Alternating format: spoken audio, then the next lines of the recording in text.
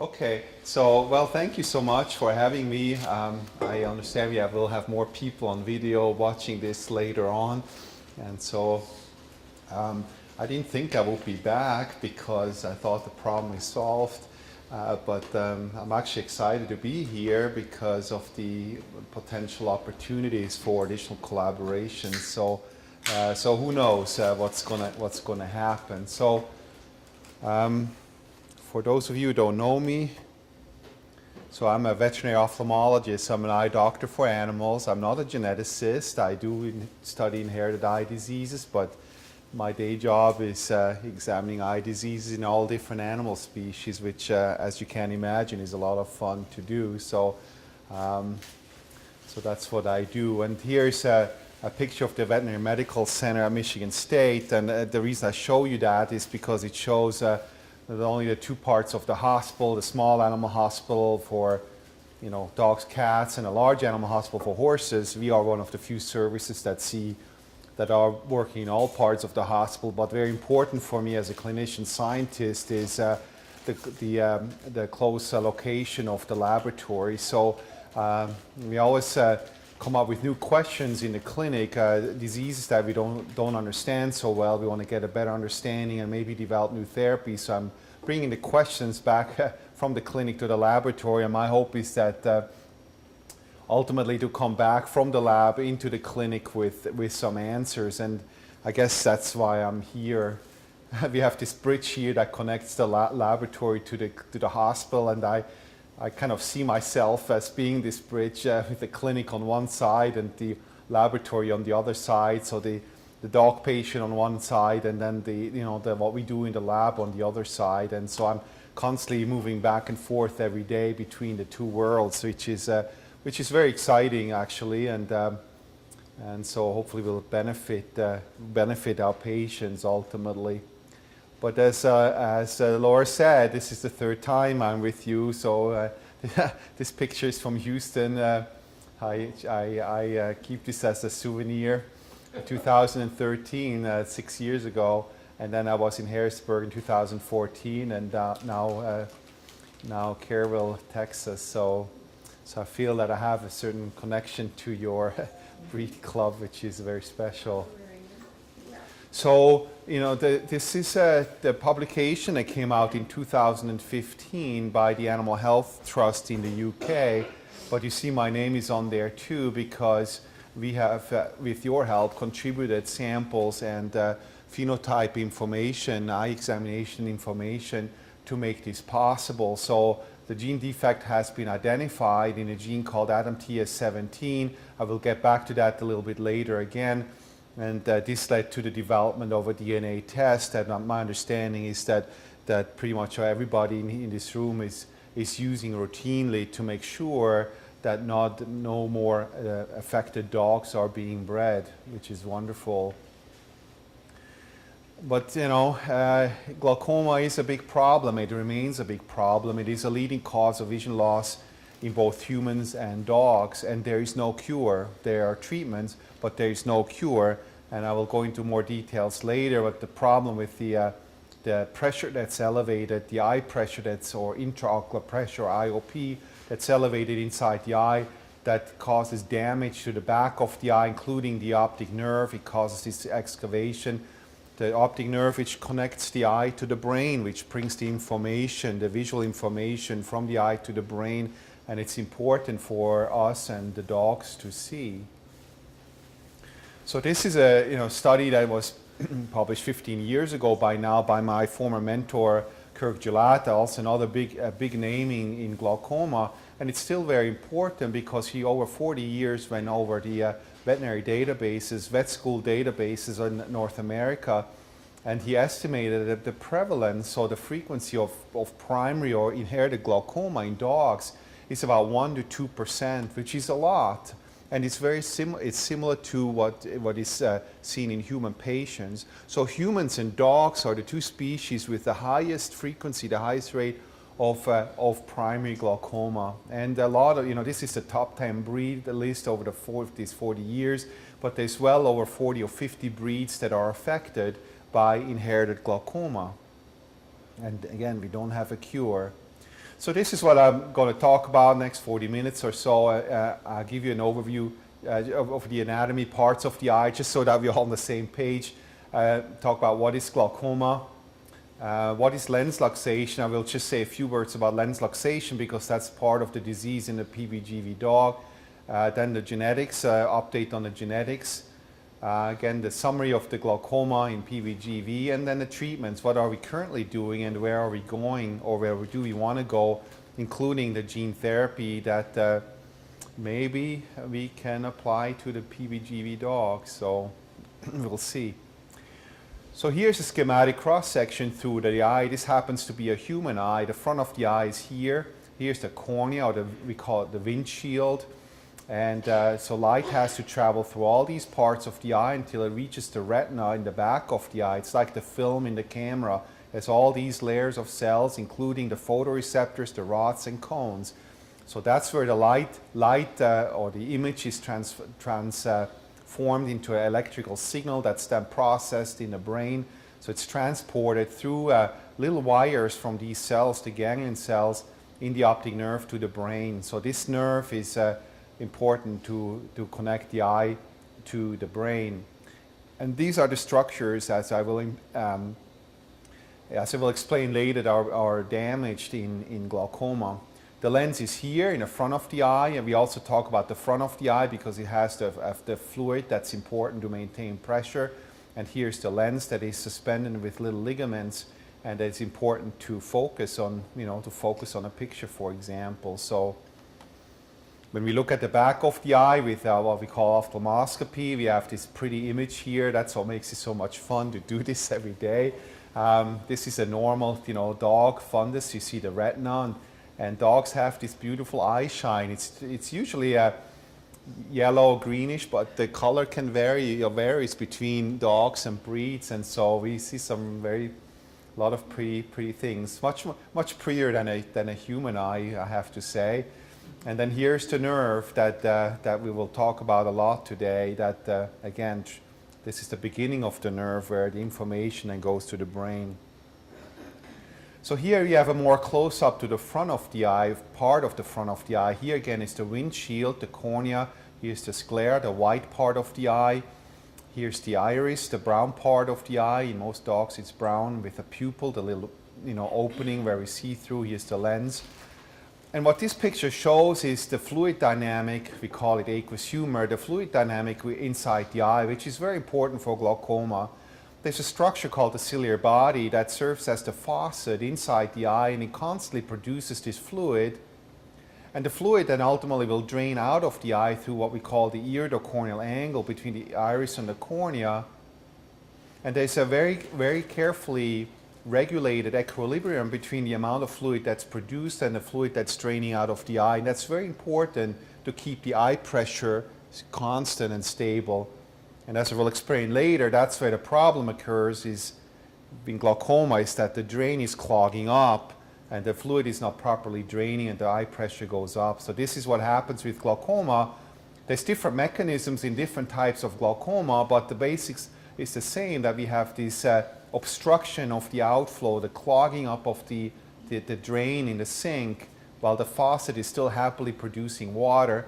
And so this means the water level rises in the eye. That means the eye pressure goes up and causes damage and pain. So that's what glaucoma is, and it's very common. It's not just in dogs, in other animal species too, as you see on this slide. We deal with glaucoma every day, and physicians eye specialists are dealing with glaucoma every day. It is very frustrating, and we don't have a cure for most forms of this disease. So glaucoma is defined in animals as an increase of eye pressure, the pressure inside the eye. Again, we call this intraocular pressure, IOP. And this elevated pressure causes damage inside the eye, which leads to vision loss and blindness. And depending on how high the pressure goes, it can also be very painful. So it's also a painful disease that we have to manage. So measuring eye pressure is a very important part of the eye examination. Here's two different tools that we commonly use. And the ballpark of normal pressure in dogs is 10 to 20. We measure in millimeters of mercury. So And so that's a very important part of the examination. In fact, it's technically not that difficult to do. It's just the equipment is a little bit expensive, but more general practitioners are doing it. And in fact, when I visited an eye clinic in Tokyo, Japan, one of my colleagues actually rents these devices out to the dog owners. So it's because they can do this at home. And so we have more frequent measurements of pressure than just when they visit the specialist, and can detect much earlier if there's a problem before the pressure is way too high. So that's definitely something where we move towards, is the home monitoring of eye pressure in our dog patients, so to be more effective in our therapy. So again, we have this clogging up of the outflow pathway, and here you actually put a picture of the kitchen sink with the running faucet, and this is kind of symbolizes that. So again, we have the inflow of water through the faucet, we have the drain. There's a certain amount of water in the sink, and that water level, which represents the eye pressure inside the eye, is stable. So the same amount of fluid that enters goes into the sink also drains, and the water level is stable. It's very carefully regulated, and that's very important. But what happens with glaucoma is that the drain is clogging up, so there's less water is draining out, but the faucet is still running. It doesn't slow down, and so that means the water level goes up. And in the eye, that means the pressure inside the eye goes up. So now, the examination of this iridocorneal angle, this drainage angle, or the drain of the eye, if you will, is a very important part of the eye examination, because there's different reasons or different mechanisms how this drain can clog up. And so when we talk about primary or inherited glaucoma, there's two main forms. We have the open angle glaucoma, where the angle, this drainage angle, looks completely normal when we do the eye examination. This is the most common form of glaucoma in humans, but it is less common in dogs. It just happens to be the form that the PBGV gets, so we have an open angle form of the glaucoma. What is much more common in dogs, in most other dog breeds, is an angle closure glaucoma. Closed angle glaucoma is where you can see here the iris is moving forward, so the angle becomes really narrow, and that's how the drain is obstructed. So that's another form of the inherited glaucoma. So closed angle glaucoma is what we deal much more commonly with in dogs. Here you see a Siberian Husky affected. So it's the most common form of inherited glaucoma in dogs. It is not what we see in beagles or PBGVs or Norwegian elk hounds and others. What's very characteristic about this, it is acute, very fast onsets, very dramatic. The dog can be normal in the morning and blind in the evening. So this happens within hours and days. But typically only one eye is affected first, and the other eye is still presumably normal. But because it's an inherited condition, we know if this stays second eye is like a time bomb. Sooner or later the disease will also develop in that eye. We just don't know when that's going to happen. And we have some ways to delay the disease process. So that's what we see most commonly. But that's different from open angle glaucoma, which is what you see in the PBGV dogs and in the beagles, where the pressure increase is much slower over months and years. And in general, both eyes are affected very similarly, as shown in these beagle dogs. So while this is also a very bad disease that leads to blindness, it is actually a little bit easier to manage. We have a better chance to slow down the disease process and preserve eyesight a little bit longer than with a angle closure glaucoma. So there's a little bit good in all the bad in that regard. So the examination of this drainage angle is an important part of the eye examination when we evaluate a dog with glaucoma. So in order to see that drainage angle, we have to put a special contact lens on the eye, and that procedure is called gonioscopy. It's not part of the regular genetic eye screening unless the breed club are asking for it. So like the Basset Hound owners, they are regularly asking for this, and there's a separate sheet that we fill out for OFA to document this. So this is what we see. This is an example of one of these contact lenses we put on the eye, and then we see if the angle is open. This is how this would look like, or closed. Okay. So again, glaucoma, an increase in pressure inside the eye, the intraocular pressure that causes damage and pain and leads to vision loss. And that's because of the changes in the back of the eye, and that's what these schematic drawings show here. So here you just see the nerve, here the optic nerve head we call it. This is schematic in a human eye. This is how it looks normally. And with advanced disease, with advanced glaucoma, what we see is like a caving in or a cupping of the optic nerve head. So the high pressure, chronic high pressure, is pushing this nerve backwards. And by doing that, it causes damage to the little wires, the little connections between the retina and the brain. And that's how the blindness develops in glaucoma. And you know, we have now technologies really that allow us to do high resolution imaging even in the living animal. So here you see a 3D image that we took in my lab. So we have this in the lab and in the clinic. Here's how a normal optic nerve looks like in a dog. It looks like a volcano, like Mount St. Helens in a way, sticking out like that. And with chronic disease, this is what happens. You see a cupping here, an indentation, an atrophy, so severe damage. And it's also the top picture show the same thing up there. This is normal here. This is a cross section, so we're cutting through the nerve. This is normal, kind of bulging in the dog, this nerve. While with advanced disease, we have the cupping here. So this will tell us how bad, you know, how far advanced the disease is. And when you do a regular eye examination, this is how a normal optic nerve looks in a dog, and this is with advanced glaucoma. It's dark, it's brown, and in 3 dimensions we will see that it is also cupped or indented. When we see this in a dog, we know that you know, the eye is irreversibly blind at this point. There's too much damage that was done. If we look at this microscopically, you see that here cross sections through the nerve. We see all these little dots here. These are all the wires that connect the eye to the brain. So there's lots of them. And you see with advanced glaucoma, they're gone. They disappear. They die off.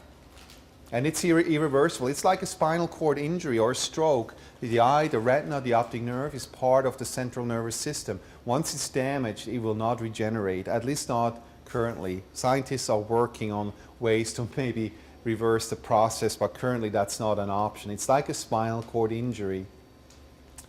A few words about the lens and lens luxation, because it's part of the disease in the PBGV dog. So again, the lens is located here further in the front of the eye.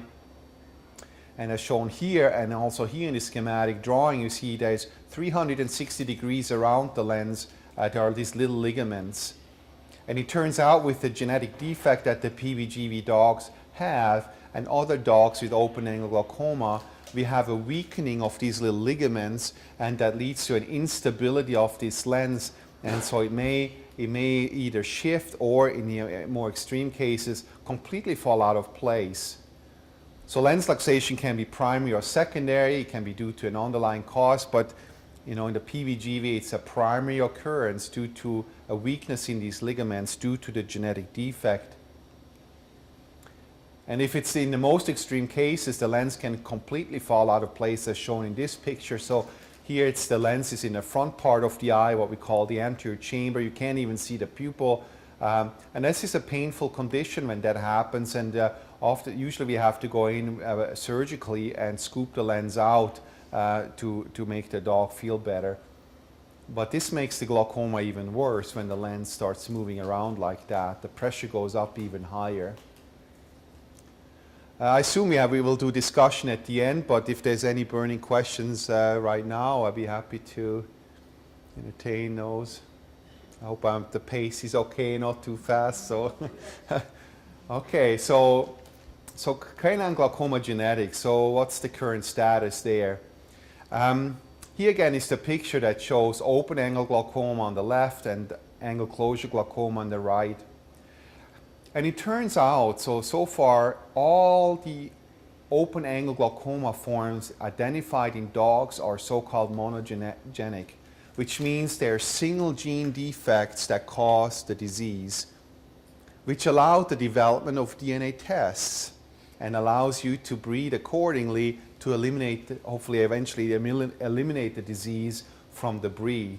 So this was because they're single gene defects, it was easier to detect the defects, and it's easier to develop a DNA test, and it's easier to manage the, the breeding to not breed more affected dogs. So this is a good thing. Unfortunately, in most forms of inherited canine glaucoma that are angle closure, they are complex diseases. So there are some risk factors that have been identified, but there's no DNA test, there's no single gene defect that explains the whole disease and how it develops. So it's much more complicated, and a lot more research was done, and still we have no answer. So we know some of the risk loci in the Basset Hound, for example, Shiba Inu, Shih Tzu, but we have no DNA test, so we kind of helpless still. We don't know what we need to do when it comes to breeding going forward. It's too complicated. So we summarized this recently in this review papers, all the genes that are known in the different breeds. It's actually already outdated since things are moving so fast. But this slide is complete when it comes to open-angle glaucoma in dogs. So this is up to date. So interestingly, all the genetic defects that have been identified in dogs to cause open-angle glaucoma are in one of two genes that are called either ADAMTS10 or ADAMTS17. Very closely related genes that do similar things. So the first discovery was in a beagle with ADAMTS10. We had then a Norwegian Elkhound, also ADAMTS10. And then we have several breeds with ADAMTS17, including the PBGV dog. Also Basset of the Bretagne. Basset Hound. Basset Hounds, they usually have angle closure glaucoma, but there's a few that have open angle glaucoma, and it's the same mutation, same gene that's affected, and the Chinese Shar-Pei as well.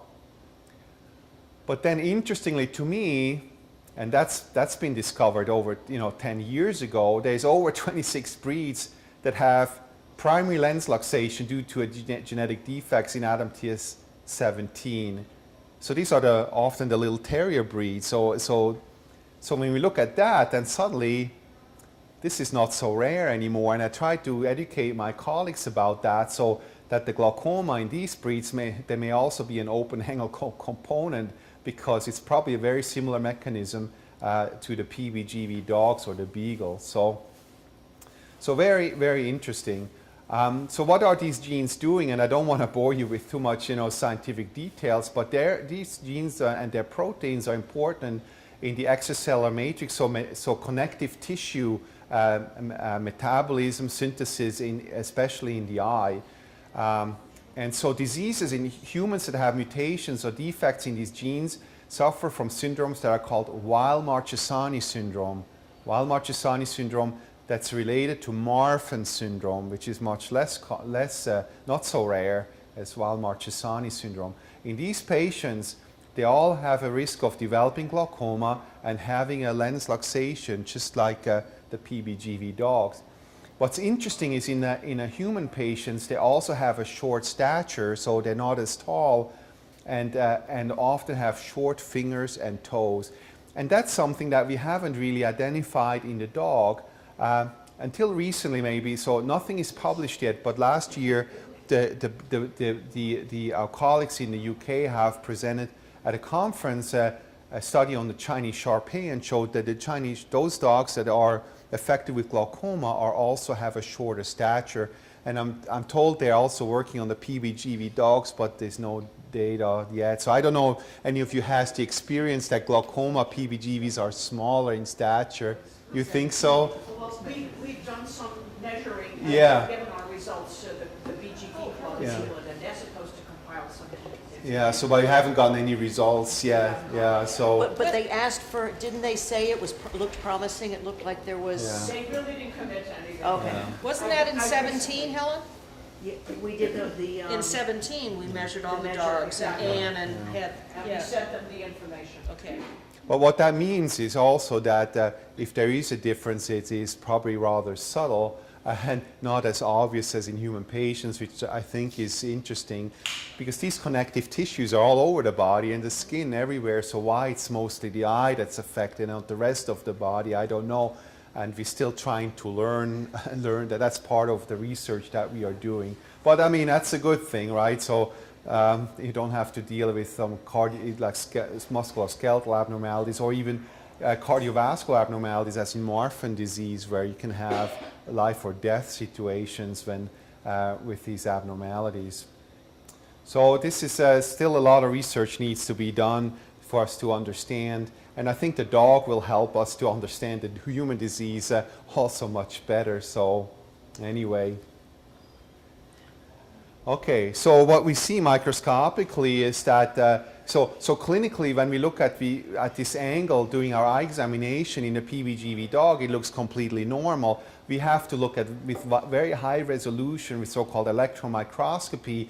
Then we can see these so-called plaques, this gunk that clogs up the drain, but you can't see it as part of your eye examination. You can only see it once the eye is blind, and you can send it to the lab and have it looked at by like a biopsy, but otherwise you can't see it.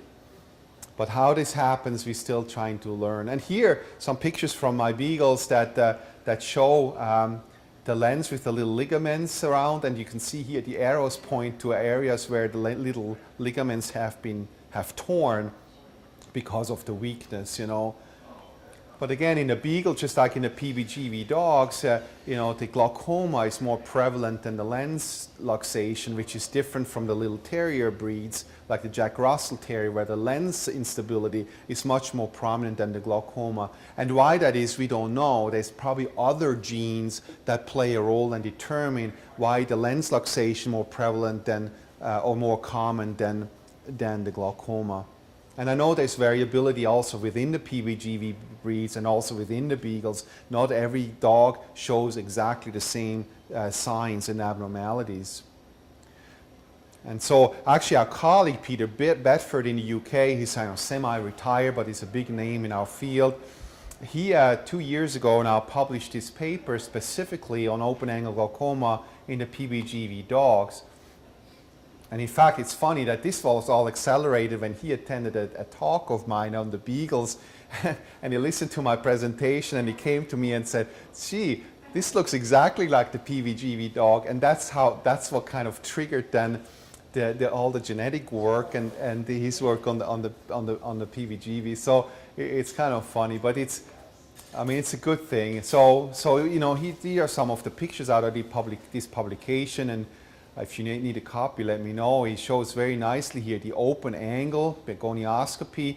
The angle does collapse in a late stage of the disease. It does the same in the beagles. And then it also shows the lens instability. So it's a very nice paper. In fact, the most valuable information is in this table. You see he examined well over 300 dogs. And this table shows a little bit the variability in how the disease manifests in the PBGV dogs. So you see most of them are between 3 and 6 years old when they're diagnosed. Here you see the pressure values between 30 and 40, out here is 48. And then some of the lens instability. And with advanced diseases, then the angle will close and the eye will become blind. But here you see there's 10 dogs here that are between 3 and 5 years, that were between 3 and 5 years old, and the pressure was normal between 16 and 20, but he could identify some looseness in the lens. So these are dogs that eventually they will develop high pressure, I'm sure, but the first sign that they showed is the instability of the lens rather than the elevated pressure. So again, you see the whole range of how the disease could manifest. And again, what I think is that the other genes are playing a role, and we may never know what these are. And who knows, maybe environmental factors may also play a role, like in humans, but we just don't know. Would that be detected in a normal exam if we brought our dog to the veterinary ophthalmologist? Yeah, so good question. So would that be detected in a normal exam? Not necessarily. The lens has to be shifted a little bit, or what we see in the beagles, a little bit of the vitreous from the back of the eye, that jello-like material that fills the back of the eye has to be able to sneak forward and we call this, so we see little floaters in the front of the eye that indicate that something's wrong. But you know, and I probably shouldn't say this because, you know, I like my mentors, but in over 30 years, almost 40 years of beagle research at the University of Florida, the lens abnormality was not identified. It was always claimed that the lens shifts secondary to very advanced glaucoma. Now we know that's not true. We can clearly see in dogs, in beagles, before the pressure goes up, that there are little tears in the ligaments. And so it's exactly the same as the PBGV dogs. But unless you use special tools, special imaging tools, it's almost impossible.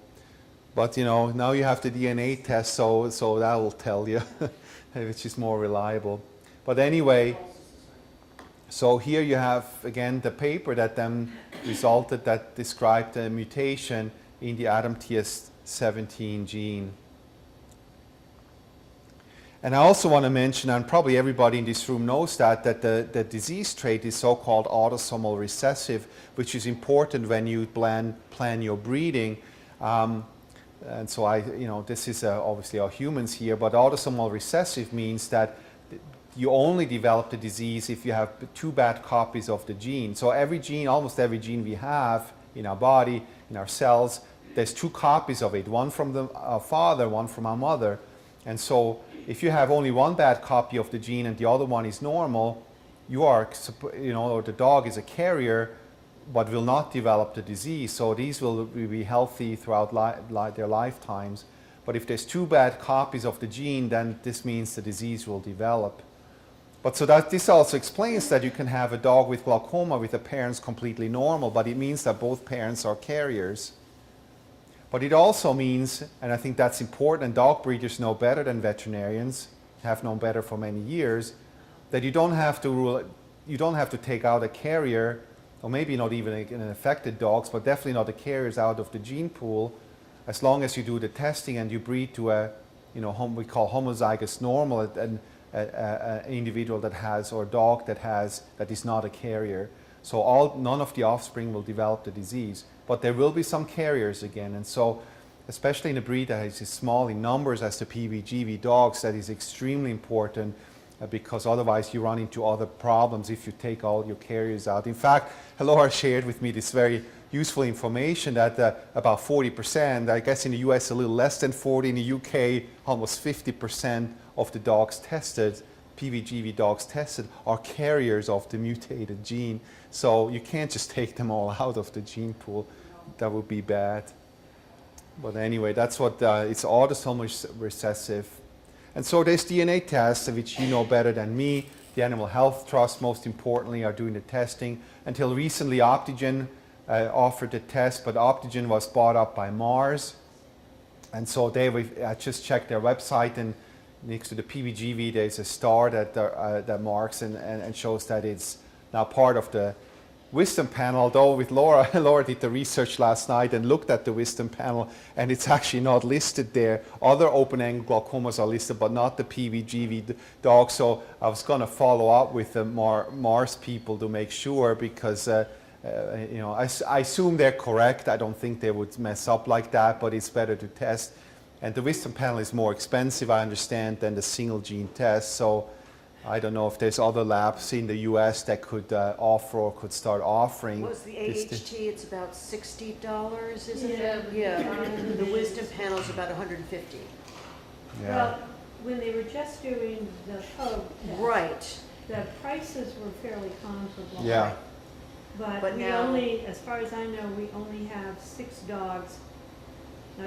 8 dogs tested by Optigen, and they're not communicating with me anymore, so. Oh, because they're really, Who now knows? it's only Mars, so they're, Well, but I've got an email address for Optigen. I assume it became part of their, Yeah, so their lab, there's still, Optigen still exists as a, you know, with a website, but the lab closed down at the end of March.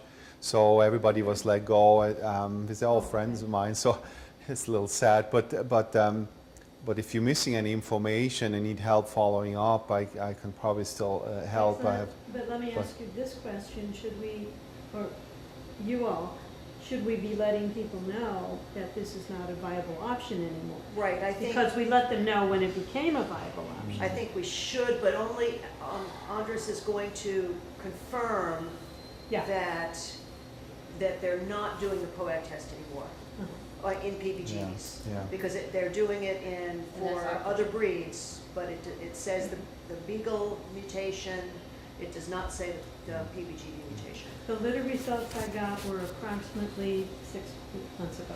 Yeah. That's the last word I've heard. From And Optogen. I did not get that from Optogen. The breeder sent me the certificates from Optogen.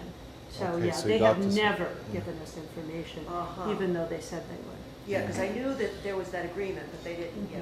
But AHT sends you the results. Absolutely. Well, when there are results for the last 3 months, there's been no results. Yeah.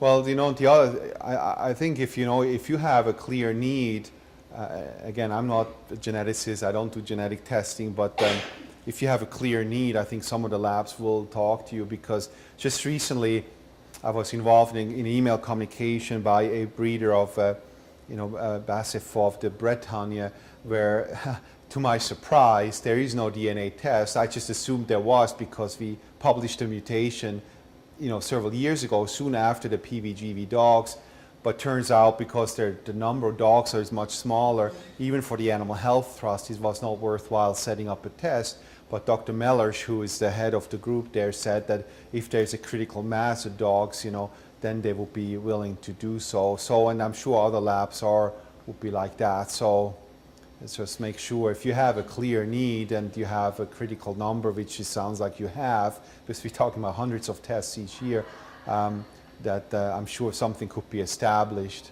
by some of these labs. But I My will. hope is just that the breeding population has been tested, and that's why the numbers are way down. I hope Yeah. that's what it means. But Yeah. still, if the carriers are being bred to Absolutely, that's why I Clear. test Still my need to be dogs. tested. But yeah, they need the I go to testing. AHT when I have to test a dog.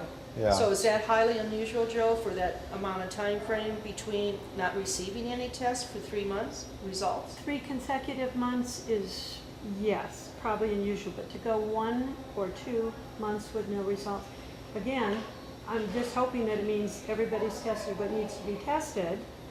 And, but then that brings up, and I'm sorry for the diversion, the other concern is that are they not testing because they're not using carriers, which is even worse. Right. But I can't answer the question. That's another research project that's been on my desktop for a year and a half, and I just can't get to it. My last litter I bred clear to clear, but being cautious and not trusting science 100 and whatever %, I tested my 2 puppies and they were clear. Oh, I think that's a good idea. I mean, genetic testing is highly reliable compared to some other testing that is done in a laboratory, but I would be doing the same thing. But I think some of the delays maybe, and I may be wrong here, but that's been my experience, is some tests that they don't have very many samples, they wait till they have because they're using these plates and reagents, and to make it cost effective, they need to have a certain number so then they can run the test. And so they batch them, so that's sometimes, especially smaller labs, what they have to do, which with the wisdom panel, again, that is not the case, because it's the same, regarding of retina or glaucoma or whatever, they throw everything on the same chip, and so it's much more efficient and faster, probably, I assume faster. So, but that could be part of the explanation, but ultimately I don't know. Yeah. All right. Well, so I guess we don't even have to go into the details here. Just briefly mention so the different possibilities of breeding. That if you breed carrier to carrier or affected to carrier or affected, you have a certain chance of having affected. So affected to affected breeding, all the offspring will be affected. Carrier to carrier, you have about a 25% chance of getting affected. But you breed a carrier or affected to a normal that is clear, you will not get any affected offspring, but you will get carriers. So you have to then keep testing if you use them for breeding. So, well, it sounds like you guys. I'm so impressed by this club and your website and everything, and the financial aid for genetic testing and all that. I've not seen anything like that. In some of the other breed clubs that I deal with. So this is great.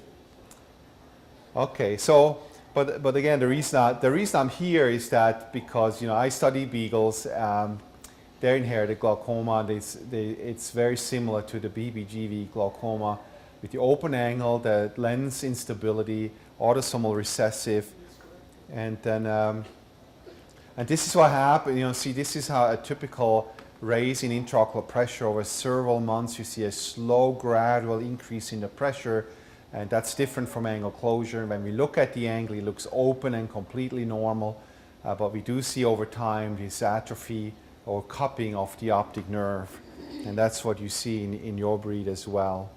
Okay, so let's talk about treatment a little bit. So, you know, if you have a dog that is has been identified as affected, you know, I think regular eye examinations are even more important than if it was, and then by board certified veterinary ophthalmologist, I would say at least yearly, but also regular measurements of intraocular pressure, eye pressures, which more and more general practitioners can do that as well. And you know, and if you had the equipment, you could do it as well. So it's not rocket science to do it. It's just the equipment is one of these devices is about $3,500. So that's the limitation. But then as soon as we start pressure going up, and maybe even before, we would start medical therapy, start some eye drops to lower the pressure. And it's not going to cure the disease, but what we're trying to do is slow or delay the disease progression. And then there are surgical options, which I will briefly mention as well. If the drugs are not working anymore, there are some surgeries that we can do. And so what the drugs are doing, and going back to the surgeries, back to our kitchen sink, is that we're trying to open up the drain, which that's the problem, but that does not work so well often. And so we're working on the faucet side, even though that's never the problem. It's not that the faucet is producing too much fluid, it's just not slowing down and adjusting to the decrease in drainage. So a lot of the treatments that we are using are basically turning down the faucet to lower the water production.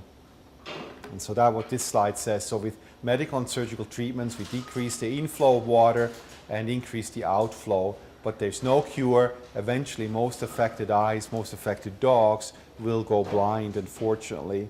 And the same is true, maybe not going blind necessarily, but the fact that there's no cure is also true for human patients. So even with eye drop therapy, unfortunately, there's some progression in the damage to the back of the eye. And I don't want to bore you with details, that's beyond of this lecture, but I'd be happy to talk to you later if you want to. But there's a number of different eye drop medications that are available. These all come from the human market. So basically, we are using the humans as a guinea pig for the dogs. So we do. Vice versa. Yeah, that's right, and vice versa. So the human is our research. The humans are research animals for the dogs when it comes to some of these new treatments. So, and you know, and it's not cheap. Although a lot of these drugs have become generic now, which really help. They drop the price. But for long-term therapy, it really adds up, and that sometimes is a limitation for dog owners where they just cannot continue the treatment anymore because they can't afford the medication, because it's not cheap to buy these refills. Ultimately, you know, we can always stick a needle in the eye. That's usually as an emergency procedure to let some fluid out. That's very well tolerated by the dogs. We just need some numbing drops. You know.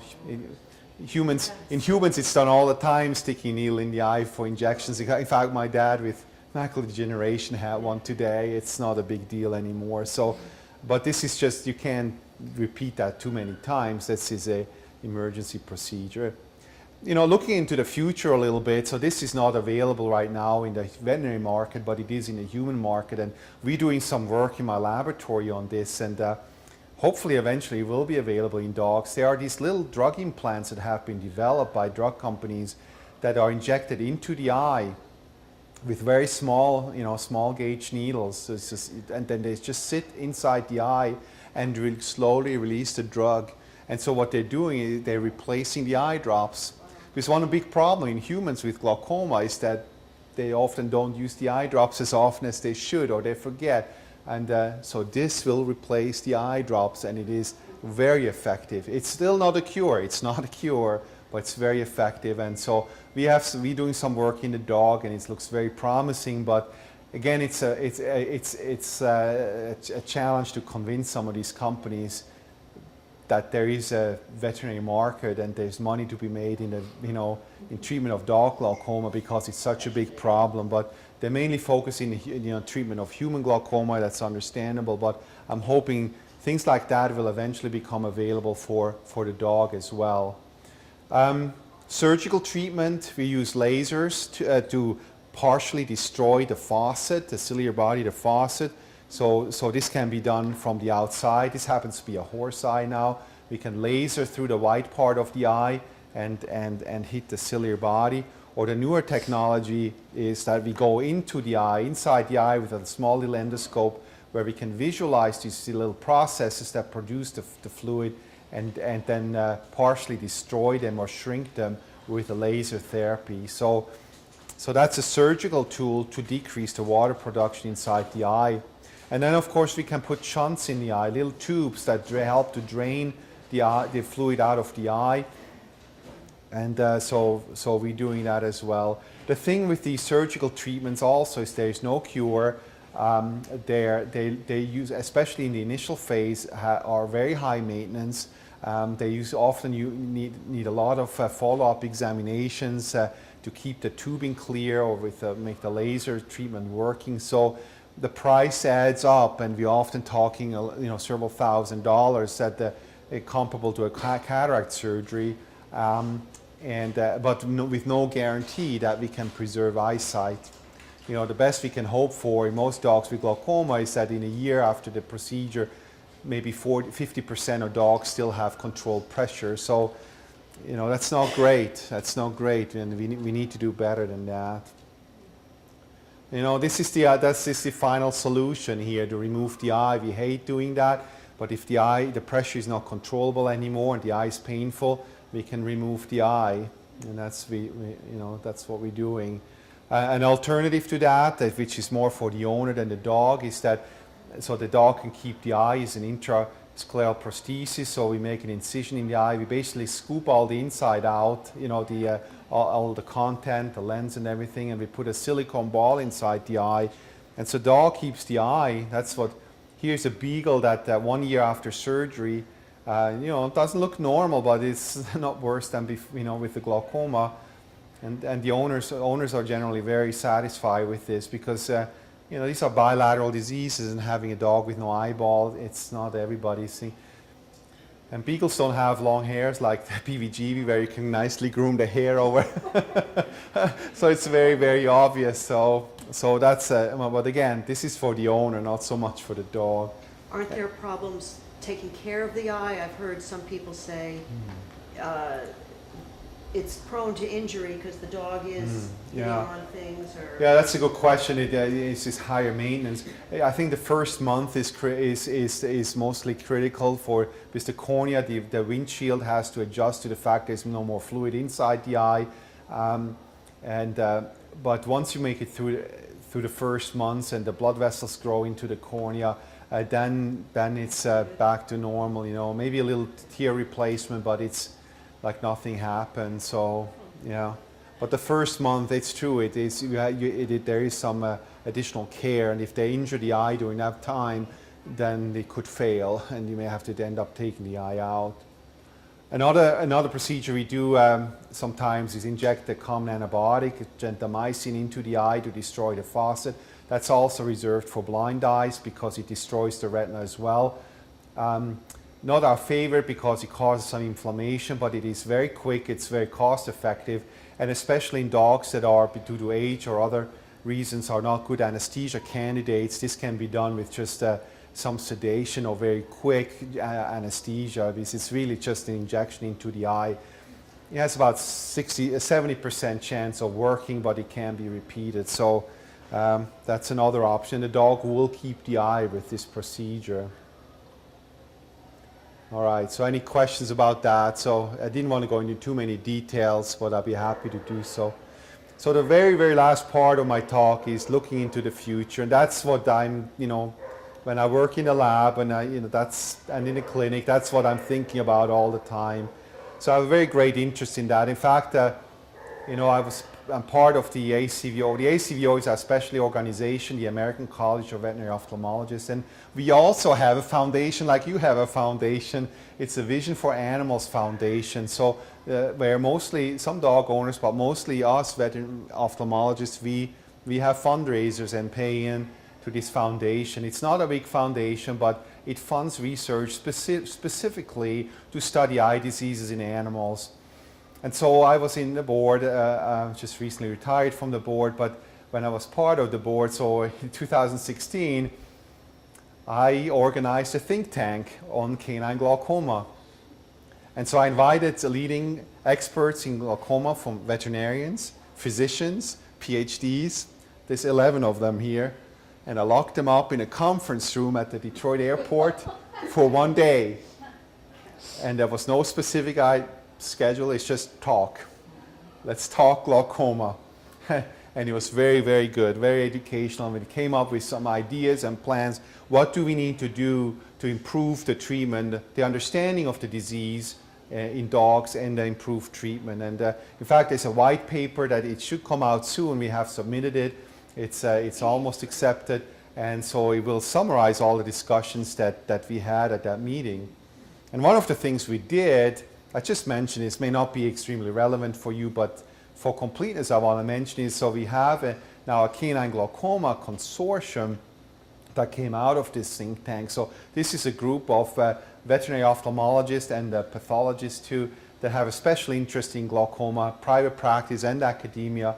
And we're meeting regularly by phone and in person to just see, come up with ways to improve our understanding of glaucoma and the treatment, to facilitate research, to coordinate efforts between institutions, between universities and private practice.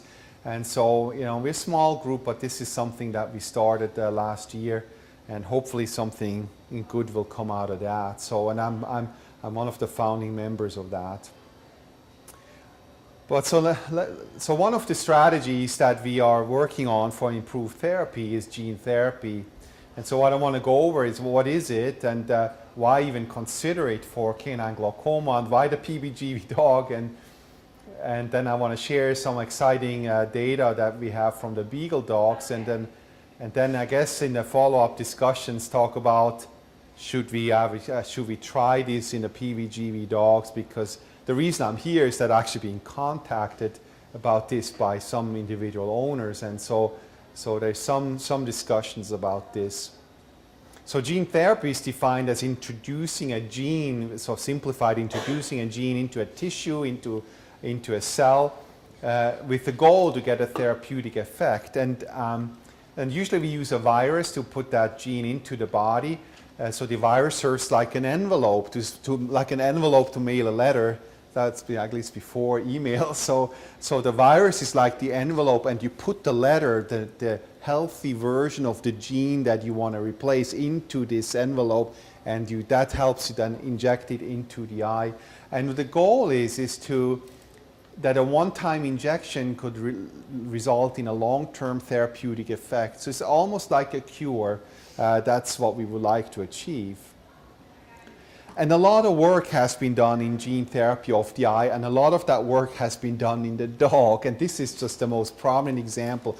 Most of that work was done in the retina field. So this is a very, very cool example where in 2001, this paper was published, a successful gene therapy in these Briard dogs with a specific genetic defect. And only 7 years later, the first human patients were treated with the same retina disease, and just recently the US government has approved this treatment.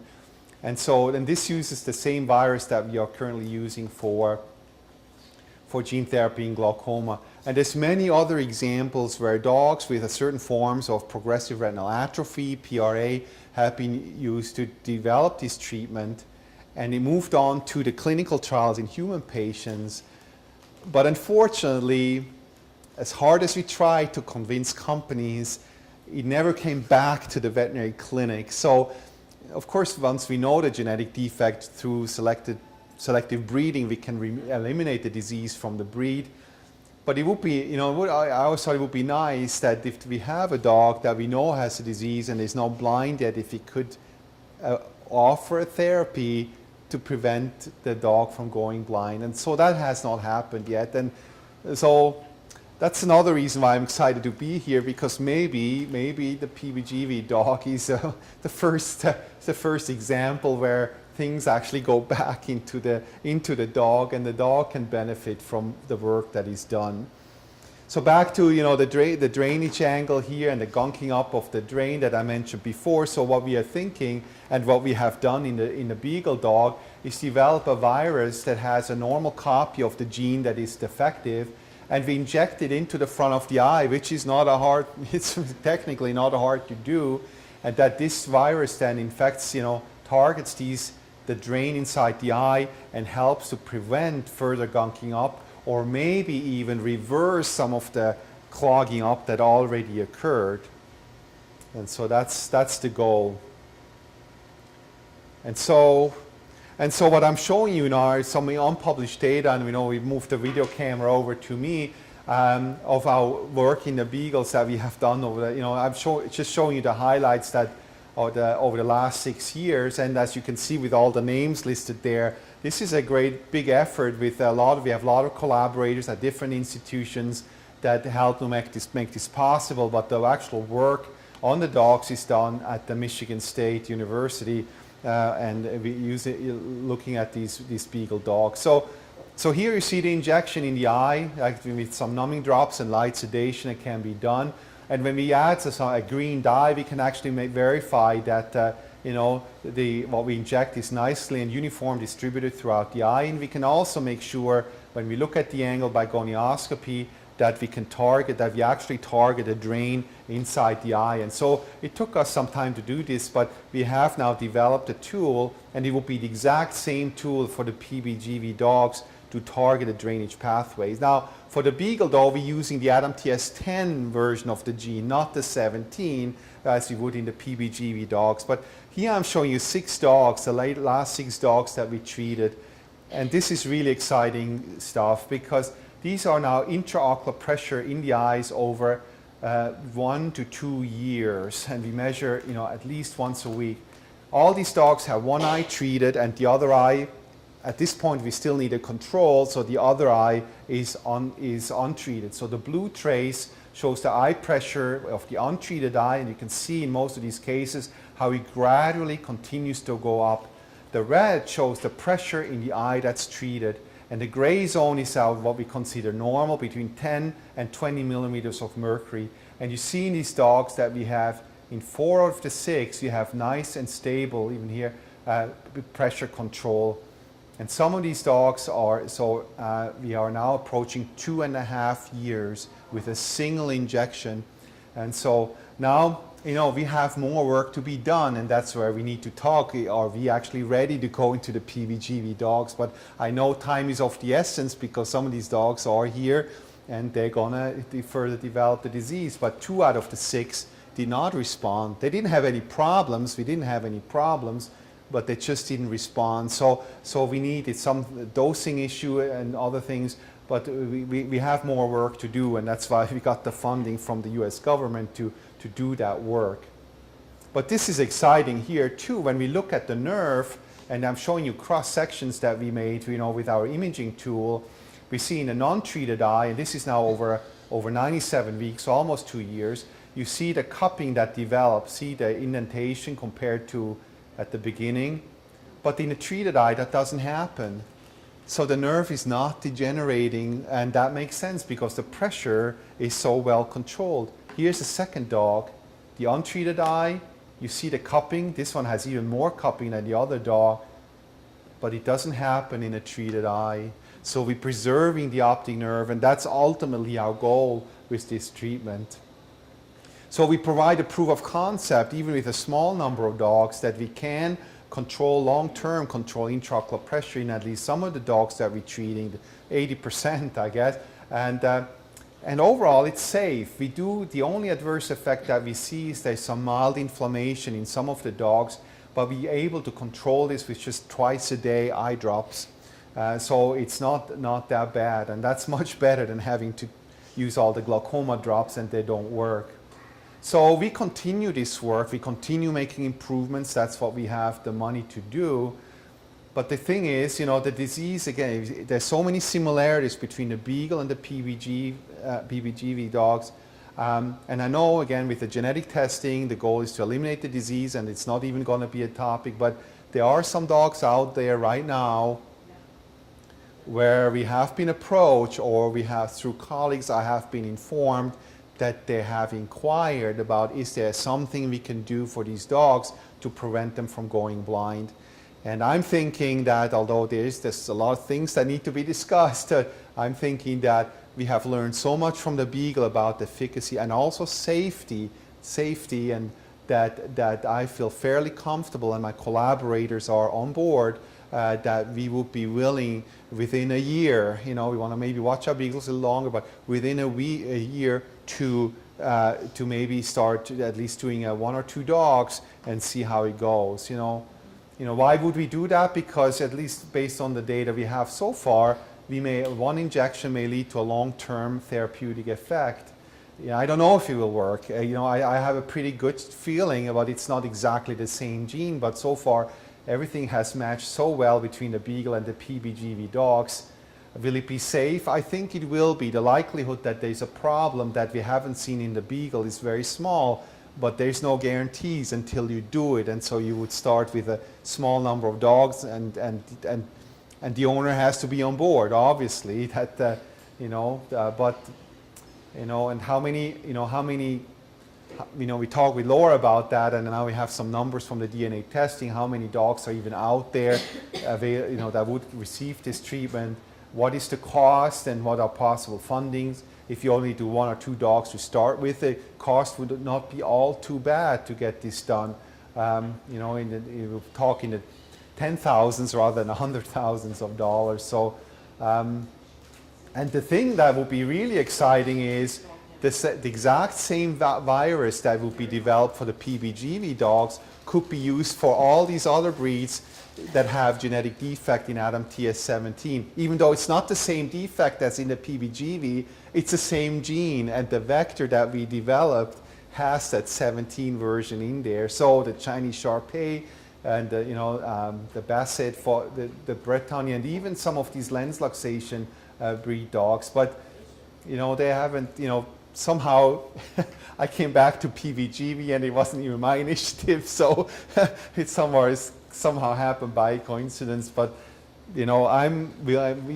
myself and my collaborators are willing to move forward. It's not something that we have to do, absolutely not. We have enough work as it is, but I think it would be really exciting to try and basically give back to the dogs to do that. Some of these, the gene therapy can be used for clinical applications. So, what are you talking about in terms of financial support for a clinical trial? Is it $100,000, $20,000?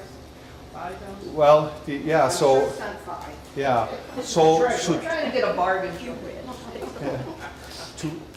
to make the virus, which is only part of it, for maybe 2 dogs, is about $5,000–6,000. So it's not the end of the world. The thing is, what will be more expensive, and I don't know how much the dog owner, him or herself, would contribute, is we have to do very detailed examinations before and after treatment. I think we have to have a very clear study design, and the owner has to be required by, and sign and all that, that these follow-up studies are done. Because for us, there's no value to do this unless we learn for then future trials and other breeds. So there will be samples, blood samples and samples from the eye, all this minimal invasive, but this imaging, there will be multiple anesthesia events to do detailed imaging and repeated visits. So all this does cost money, and it will be more than the $6,000 depending how many dogs. And so while we get discounts in our hospitals for research-related work, there is cost associated with it, and the owner driving to the hospital, and so that's where the cost is. And so I'm thinking that if you have 1 or 2 dogs, it may end up being more like $20,000 do $30,000. Now, if we do more, then it will be more. But at one point, then we will maybe transition to, well, we see that it works, so now maybe the owner should chip in a little more because we only have so much research funding to get this done. So, is this something that, I mean, obviously, potential participants are all over the country. Could someone, I'm aware of a produced and infected puppy who lives in Southern California, could that owner collaborate with their veterinary ophthalmologist and have the work done locally in connection with your protocol? Yeah. Or will they have to go to Michigan? They fly to the New yeah, so that's a very good question, and I don't know if that was, that's recorded, but that can it be done, outside of our facility at Michigan State? And I think it can, because technically it's not hard to do the injection.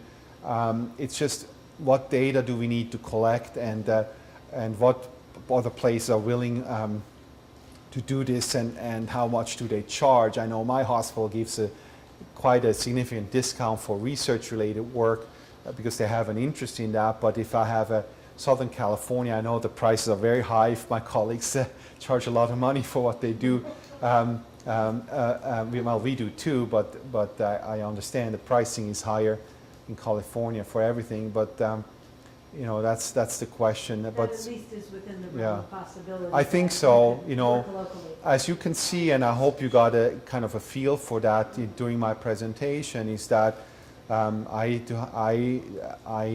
have a lot of collaborations. I'm not an expert in everything. There's only this much I know. The rest I need other people to help me. And so I have lots of collaborations nationally and internationally. That's the only way to move forward. And with the Glaucoma Consortium and the think tank, I have further developed a nice network of people, including actually one of the ophthalmologists from Southern California is part of that. So, and most people know me, and I know most ophthalmologists. We are now over 500, I guess. So I don't know all of them anymore, but most of us know each other, and so I have never had any issues collaborating with other veterinary ophthalmologists, and if it's benefits the cause, by all means, But things like, approvals, injecting a virus, even though this virus has not shown to cause any harm, it's used routinely in human patients. There are certain protocols, and there's several approvals that have to be. So the university has very strict guidelines for approvals. Most funding agencies have very strict guidelines, and the consent, and what all has to be in the consent form. And there may have to be some lawyers involved too, I imagine, once we start, to put the contract. But once all this is, all figured out, absolutely. And I had some conversations with our colleagues at Iowa State University, because I understand one of the potential dogs that and interested owners is going to Iowa State for the eye examinations, and that's actually not even too far from us, but so I could go there. So absolutely, we could do a multi-center study. We need to contact you for the name of that Southern California ophthalmologist that you work with, just to get on the radar, because I know you're not ready. Yeah, or if This is that a person 4-year-old has dog a that's name, asymptomatic yeah, so or if far. that person has a name, an ophthalmologist that they feel comfortable working with, chances are that person, That's that more clinician, important than being with yeah. your dog. So I don't see a problem. Other than the necessary paperwork, so that everything is going on, moving forward properly, and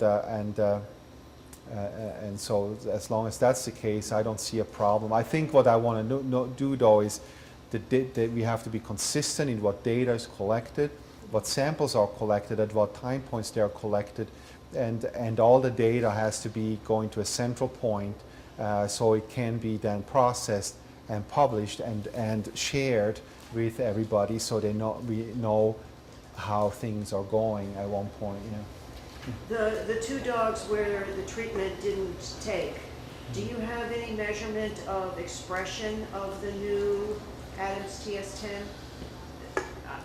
Yeah, so not in those particular ones, but we actually, that's a very good question.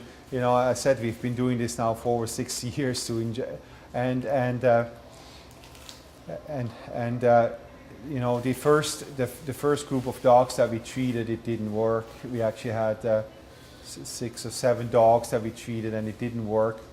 And it was a dosing thing, so we were too conservative. We were worried about the adverse effects, that we overdose, so we went low on the dose. This is new territory, no, but it's nothing you can't read that up. How much do we have to develop? I had to develop everything from scratch here, and so dosing is an issue. Now these dogs got the same dose as the other 4, and so but it's possible that the virus did not target the tissue. Convert the tissue as effectively as in the others, and so that's what we're working on with our collaborators. We need to make better viruses, more effective viruses, so we can inject the same amount or even less, hopefully have no inflammation, but still have a maximum treatment effect. And so, so my collaborators at University of Florida are a little hesitant to, when I mention clinical application, but they are on board. But it's, this is not a decision that I make. This is a decision that you would have to make, and we will work together. At what point do you feel comfortable? Yeah, we want to go ahead and do this and try it at least on a 1 dog first or 2 dogs, and see how it goes. So, but we would definitely put everything we learned from the Beagle. We will put in there, so we do the best possible, use the best possible protocol and dose that we have. In the Beagles, and the envelope is this exact same one, so that will not change. It's just the DNA that goes into the virus will be different. Yeah. I'm curious, are they doing the same thing with humans with glaucoma, or are they starting with dogs first? Yeah, so this is a good question. Do they do this in humans too? Not for glaucoma, not yet, because we're not there yet. And but that is my hope. That's my goal. Is that once we have it, all the glitches are worked out, that we can move into human patients. And in fact, on our grant, we have MD glaucoma specialists that are part of that. And probably what I'm envisioning is that the first human patients will be patients with Weill-Marchesani syndrome, so that have the exact same defect as the Beagle or the PBGV dog, or the defect in the same genes, I should say. And so we can directly translate it from the dog into humans. The problem in most forms of human glaucoma is it's not just like in the angle closure glaucoma in dogs, is that they're complex diseases. So far, most of these have not been single gene diseases. There's several genes, and there's environmental factors, and so it's not that easy. But scientists are working on pathways that they're trying to see what is common, even though they may not be a single gene, but what is common in the different forms. And maybe if we see what's common, we can target that and result in more effective therapy. But yeah, the funding that we received from the federal government is not to make a treatment for dogs. Is that ultimately that this will move into human patients. But I'm a veterinarian and I love dogs, and I want I want to help dogs because I'm sick and tired every day, to deal with glaucoma and kind of be helpless in a way that I can't offer a cure. I can definitely treat, but I have to tell all these dog owners, this is just temporary. These things will go downhill eventually. And so that's where I'm coming from. But there's much less funding out there, to do this development specifically for the dog, as you probably know just as well as I do. Yeah. You mentioned Iowa State University. Yeah. Isn't one of our members involved in a clinical at Iowa State with his I'm sure he's affected talking dog? about Bruce's dog, I'm sure. Oh, I'm sure. I don't know that, but So I'm I don't know. sure. I don't know the person. I don't know, but Yeah. it's always been relayed through my colleagues at the vet school there, and they have done all. He's been very He's very proactive in Yeah, this and yeah. finding out. So probably I should, directly communicate with this person too. So, I mean, that's the other decision. He would be reachable and he would be approachable Yeah. and all that good stuff. Yeah, so I'd love to communicate with him as well, but so far it's been always through my colleagues. But the question is, does the breed club even need to be involved? Does your foundation need to be involved, or can it be just with an individual? Yeah, yeah. Not the dog. Well, with Laura, we talked about the options, possible money sources, and Michigan State has some internal money sources too. So if it's just 1 or 2 dogs initially, which I think it should be, I don't want to treat like dozens of dogs and then see there's a problem. So we have to do 1 first and then wait, and then maybe a few weeks later or a few months later, a second dog maybe, and then go from there. So it will be a very small study initially, which from a financial point of view makes it more realistic anyway. So more realistic that we can come up with the funds. Yeah. Our work with the primary open-angle glaucoma, so if we've kind of fixed that, but we haven't fixed the PLL. Am I understanding that correctly? No. The PLL continues to be a threat to our breeder, does not.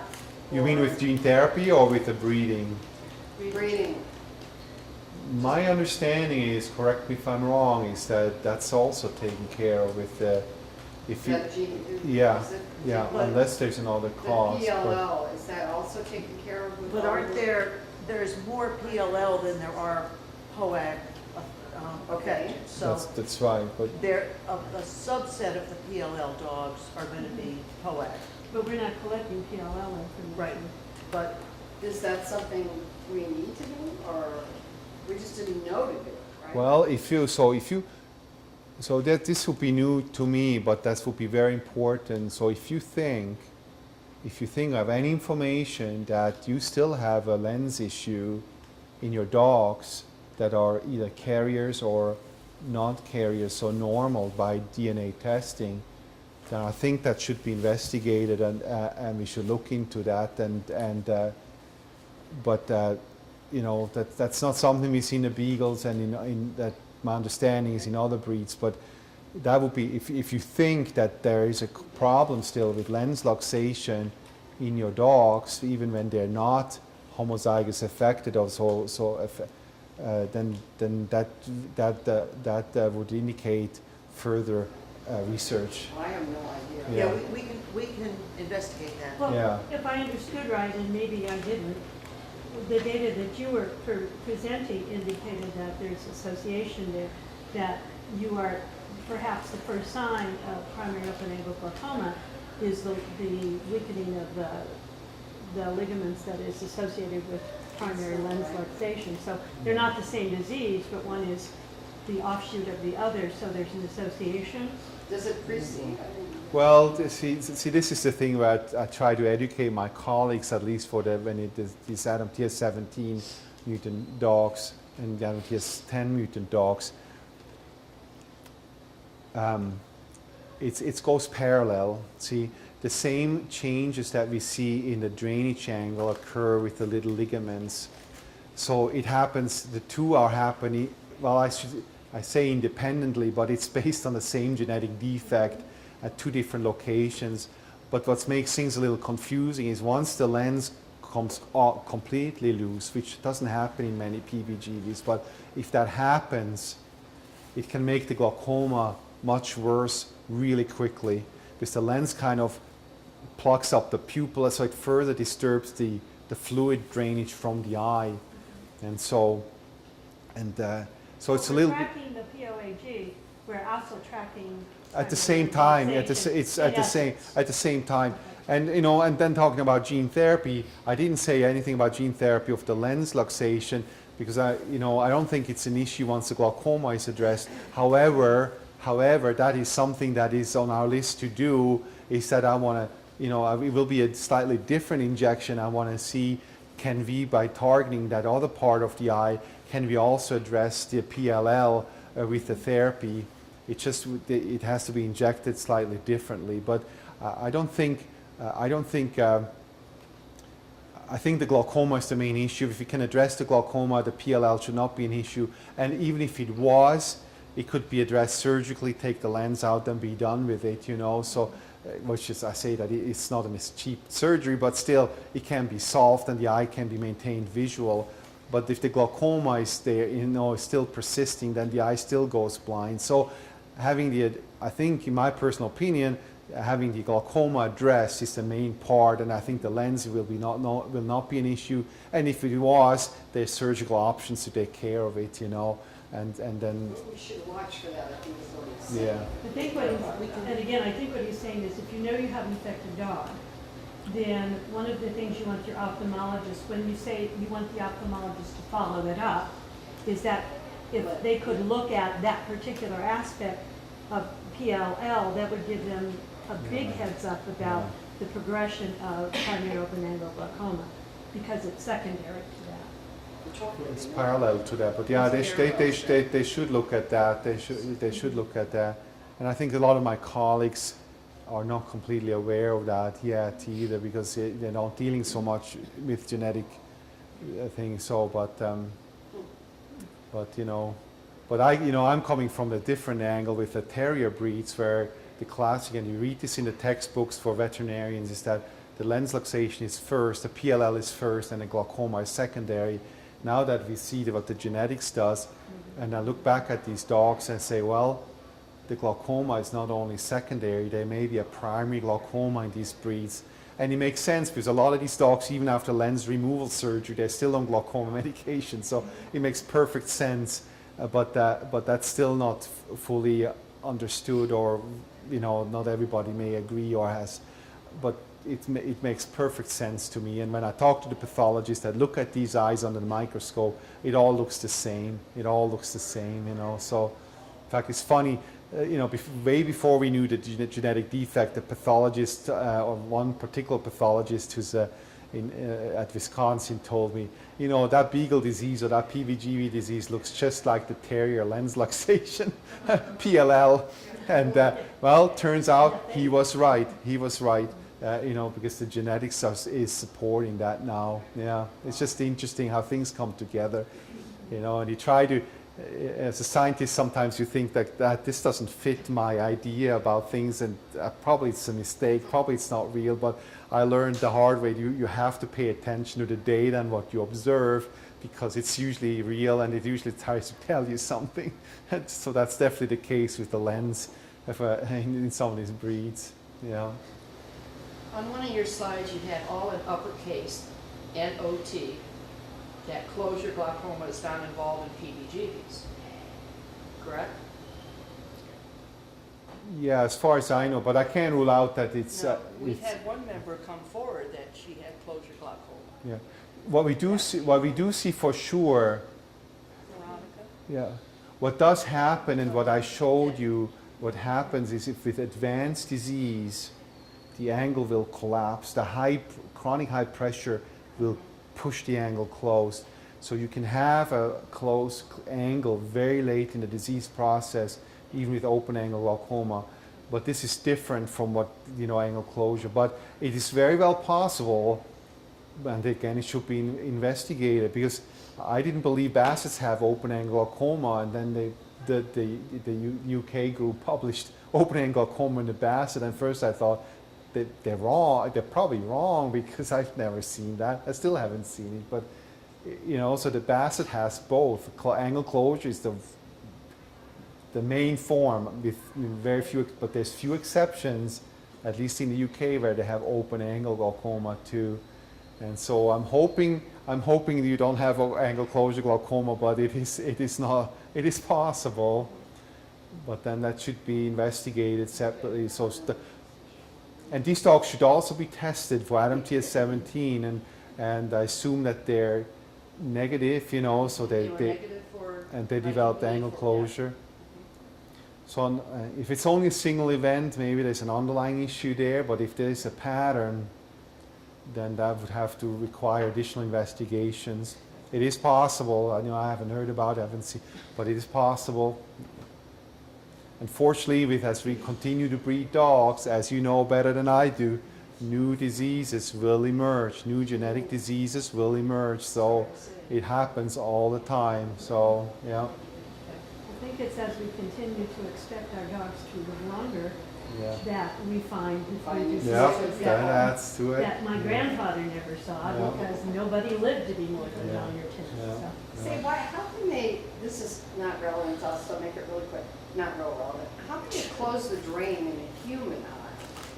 for the purpose of increasing the fluid in the eye for dryness and things, and not have it cause glaucoma? Oh, Is that yes. a different drain? Yeah, Oh, yeah, okay. you're talking, yeah, so it's a good question, it's a good and very important question though, that the two are not confused. So I talked about the fluid inside the eyeball, you know, so it's inside the eye. The dryness, the dry eye is on the outside, and it's the tears, you know, and yes, they clog, you know, you like occluding the drainage, the little in the lid here, so it doesn't drain into the nose, to preserve the tears in the eye. So that's one of the ways of treating. Thank you. But that's dry eye. Another very big problem also in dogs we deal with every day. And but for most dogs we have a treatment that works. But yeah, dry eye is another big issue in many breeds of dogs. András, So we stop. please join me in thanking. Thank you so much for having me. Thank you. Thank you.